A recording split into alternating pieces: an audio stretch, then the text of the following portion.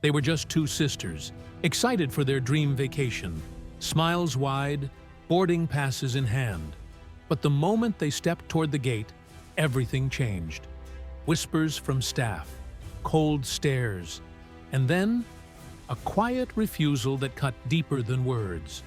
No explanation, no apology, just a wall of rejection. Minutes later, a single phone call would turn an entire airport upside down. What could two young black girls have done to stop a plane in its tracks? The truth will make your blood boil. For Madison and Alana Carter, life had always been about proving people wrong. Twin sisters from Atlanta, Georgia, they had grown up in a close-knit neighborhood where family came first, and dreams were meant to be chased. At just 17, they were honor roll students, track stars, and deeply proud of the values their parents instilled: hard work, resilience, and self-worth. This trip was supposed to be nothing but joy, a long-awaited spring break getaway to celebrate their father's big promotion at a Fortune 500 company. Airport buzzed with the chatter of travelers, the smell of fresh coffee, and the rolling wheels of carry-on bags. Madison snapped photos for Instagram while Alana double-checked their gate on the departure board. Everything felt normal, almost perfect. But somewhere between the cheerful announcements and the shuffle of boarding passengers, an unspoken tension crept in. A subtle shift in the air, eyes that lingered a little too long, smiles that didn't quite reach the eyes. They didn't realize it yet, but that short walk to the gate would change far more than just their travel plans. Madison and Alana reached the gate with their boarding passes ready, their excitement spilling into quiet giggles. But the moment they stepped forward, the agent's expression shifted. Her smile stiffened, her eyes cool. She scanned their tickets, then glanced at them in a way that made Madison's stomach turn. "Please step aside," she said flatly. At first, the twins thought nothing of it. Random checks happen. But when other passengers strolled past without a second glance, the unease began to creep in. A second staff member approached, voice low, asking for extra identification. The girls handed over their passports, their school IDs, even their itinerary. Still, the agent's tone grew sharper. "Do you have anyone who can verify you're supposed to be on this flight?" Confused, Madison pointed out their names printed clearly on the boarding list, but her words seemed invisible.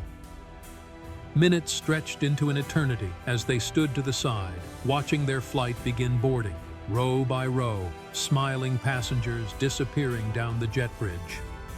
The whispers from staff stung more than the delay itself. Words like unaccompanied minors, fraudulent tickets, and the one they couldn't ignore: security risk.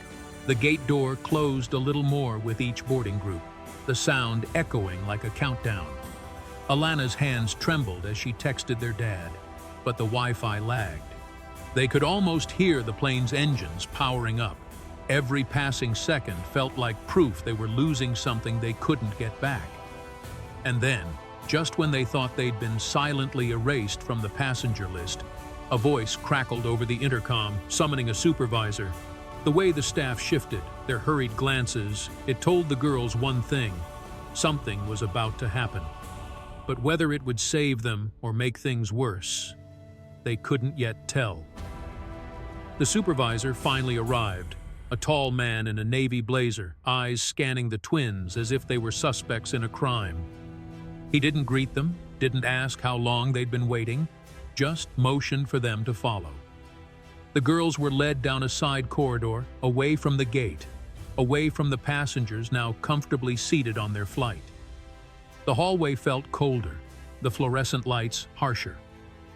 In a small security room, two other staff members were already waiting. Their boarding passes were placed on the table as if they were pieces of evidence. The questions came rapid fire. Where are your parents? Who paid for these tickets? Why are you traveling alone? Each answer Madison gave was met with a raised eyebrow, a skeptical sigh.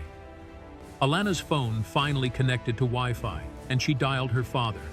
Her voice cracked as she explained where they were. Within seconds, the calm in the room shattered. Their father's voice, steady but sharp, demanded to know why his daughters were being detained. He asked for names, every single one of them. And then came the sentence that changed everything. "This is Daniel Carter, CEO of Airline International. You've just grounded your own flight." The color drained from the supervisor's face. The staff exchanged frantic glances. Somewhere in the distance, an announcement blared. Boarding was delayed. Passengers murmured in confusion. The twins realized in that frozen moment the entire airport was shifting because of one phone call.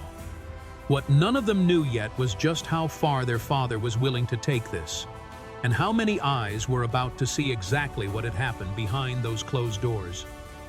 The boarding delay stretched into nearly an hour before the girls were escorted back to the gate. This time, no one met their eyes. The same staff who had questioned them now moved with mechanical politeness, returning passports without apology. The passengers still seated in the waiting area glanced up, curious but unaware of the humiliation that had just unfolded behind closed doors. Madison and Alana stepped onto the plane in silence, the celebration of their trip now clouded by something heavier. Their father's call had forced action, but it hadn't erased the sting, the quiet assumptions, the dismissive tones, the way they'd been treated as if they didn't belong. And that's what lingered most. It wasn't about missing a flight anymore. It was about being reminded, in the most public way, that no matter their achievements or family name, the color of their skin could still place them under suspicion. In the weeks that followed, the incident made headlines. The airline issued a statement promising review and retraining.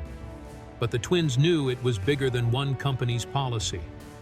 This was a snapshot of something woven deep into everyday life, something millions experienced without the power to call a CEO. And that's the reality that should unsettle all of us. Because for every Madison and Alana with someone to fight for them, there are countless others left standing at the gate, silenced and unseen.